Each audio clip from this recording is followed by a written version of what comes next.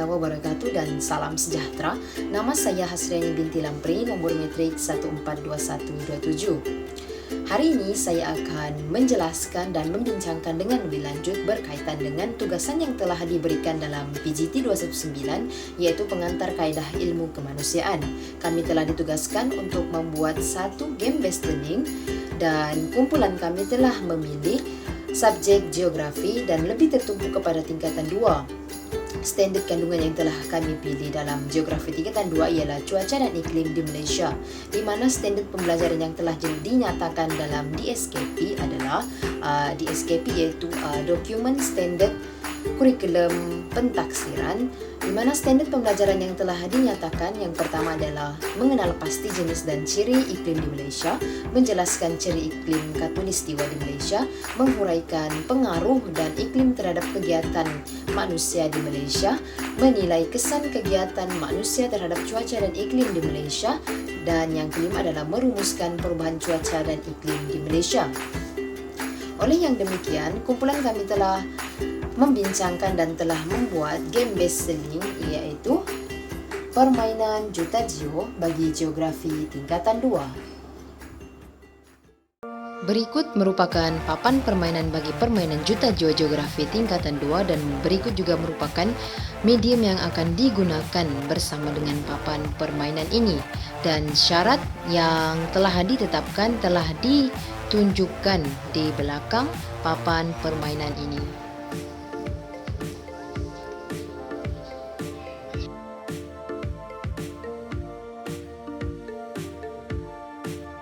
Permainan ini adalah terdiri daripada 5 kumpulan, yaitu A, B, C, D dan E, dan setiap kumpulan tersebut akan memperolehi RM30.000 yang akan diberikan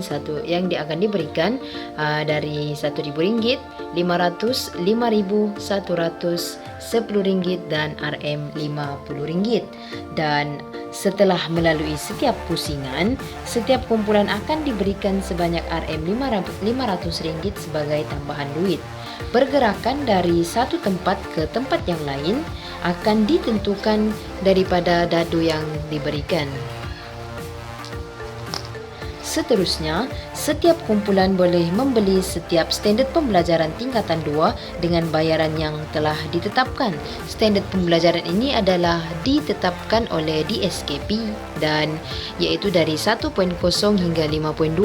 1.0 merupakan kemahiran geografi RM800, 1.1 skala dan jarak RM850, 1.2 peta topografi RM980, 2.0 geografi fizikal, cuaca dan iklim 1080, 2.1 pengaruh pergerakan bumi terhadap cuaca dan iklim RM1200, 2.2 cuaca dan iklim di Malaysia RM1300, 3.0 geografi manusia, pengangkutan dan telekomunikasi RM1500, 3.1 pengangkutan di Malaysia RM1630, 3.2 telekomunikasi di Malaysia RM1780, 4.0 geografi kawasan Asia RM1900, 4.1 kepelbagaian iklim dan pengaruhnya terhadap kegiatan manusia di Asia RM2050, 4.2 jenis dan kemajuan pengangkutan di Asia RM2300,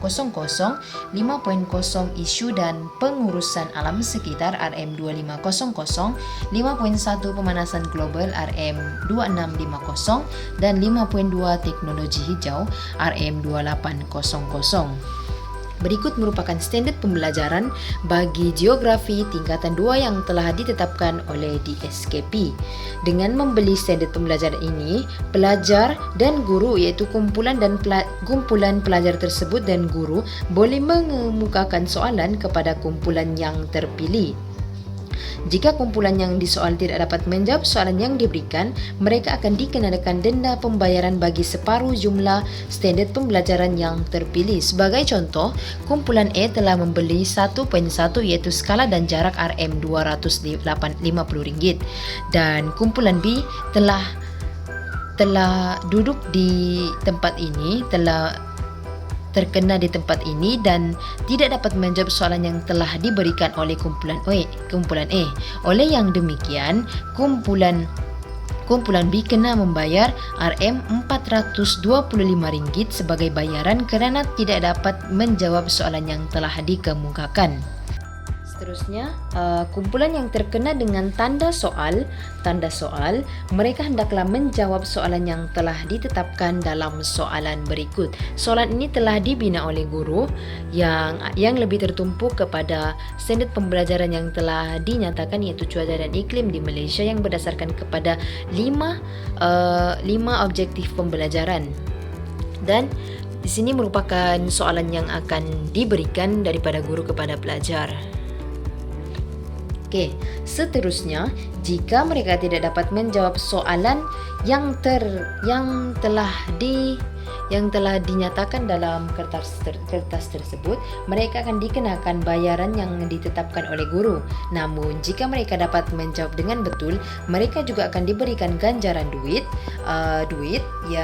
yang juga ditetapkan oleh guru berdasarkan kepada jawapan yang telah mereka berikan.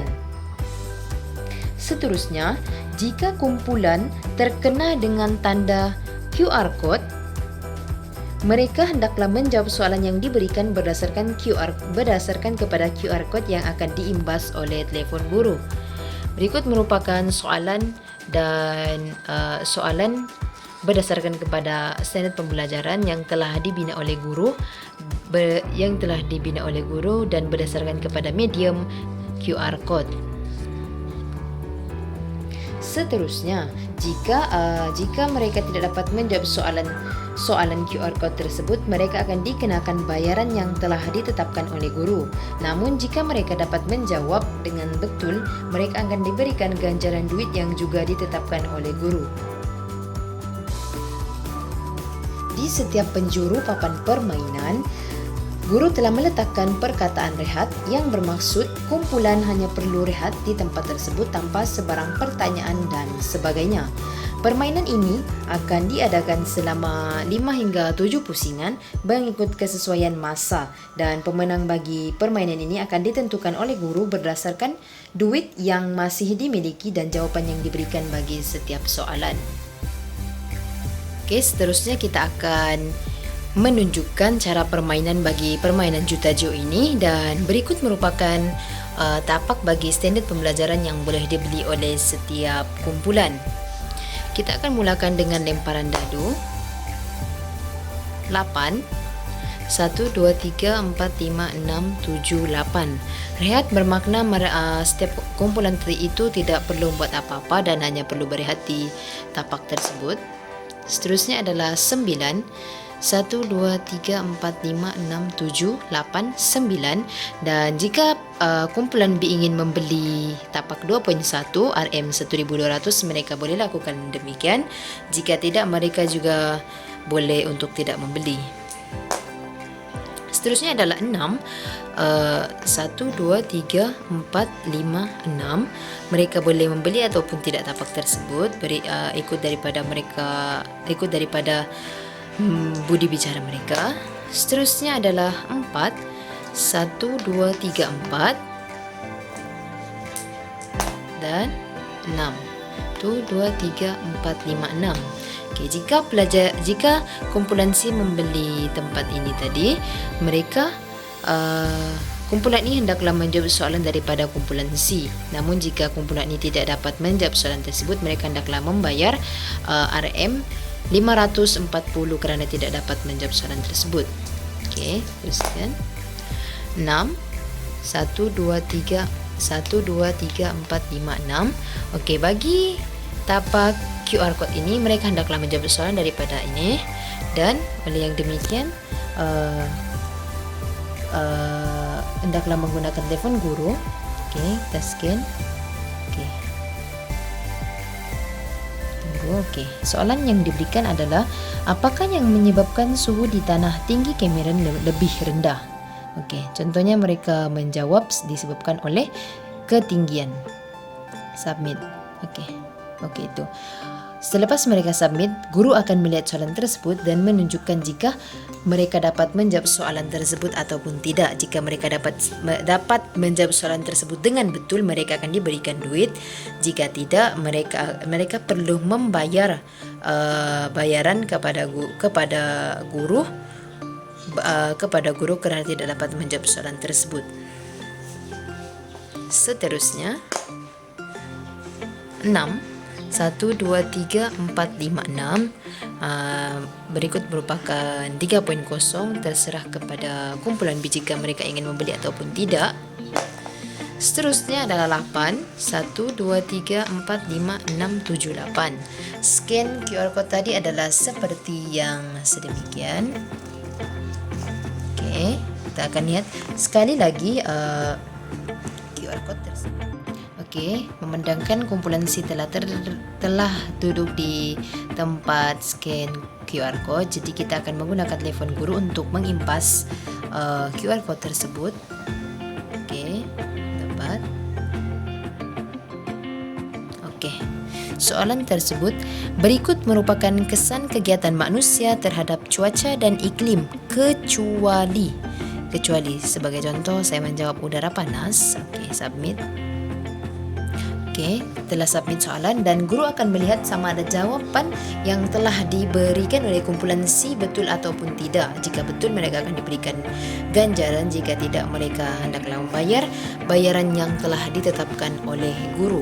Okey, seterusnya 3, 1, 2, 3. Okey, jika mereka terkena dengan tanda soal ini, mereka hendaklah menjawab soalan daripada kertas di sebalik kertas ini. Okey.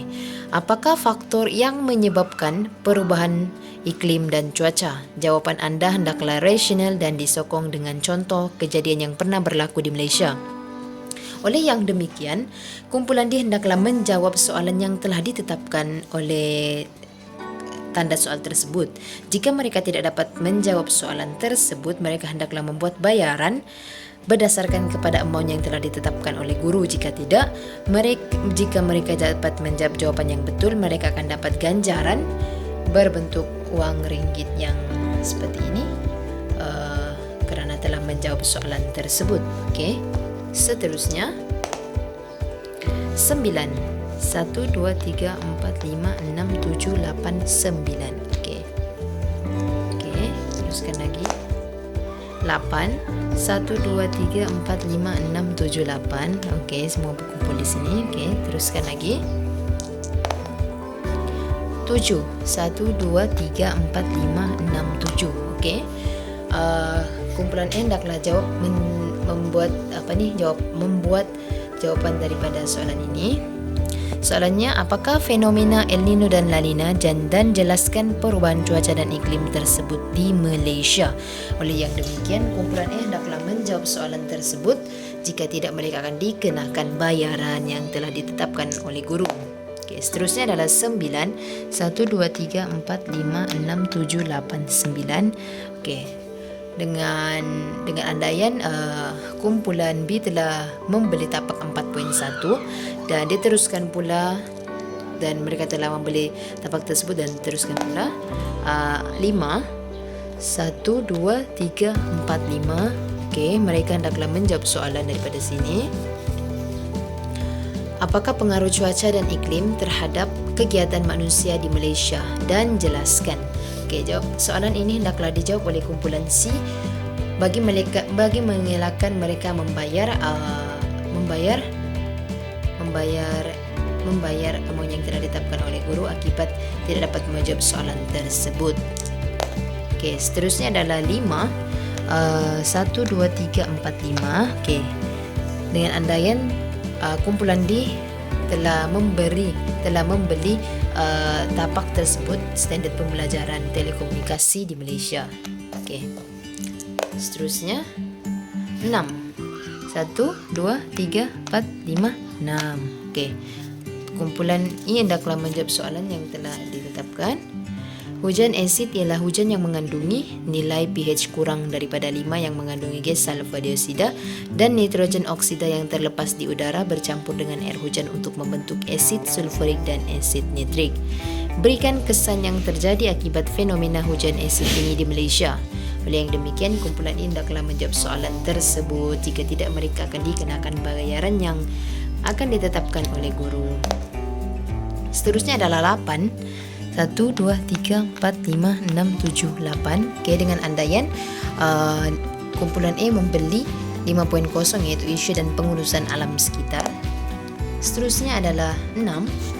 1, 2, 3, 4, 5, 6. Seterusnya 9. 1, 2, 3, 4, 5, 6, 7, 8, 9. Okey, memandangkan grup kumpulan C mendapat soalan QR code, mereka hendaklah menjawab soalan daripada QR code yang telah ditetapkan. Okey, kita akan lihat.